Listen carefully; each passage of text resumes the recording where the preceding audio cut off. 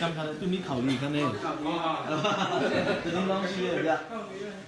อะครับรันวงวันขนมเนื้อกัดหลงวิ่งเดินเดียวกันใช้มาเงินห้าหมื่นยาครับยังเสร็จต้องไหมครับ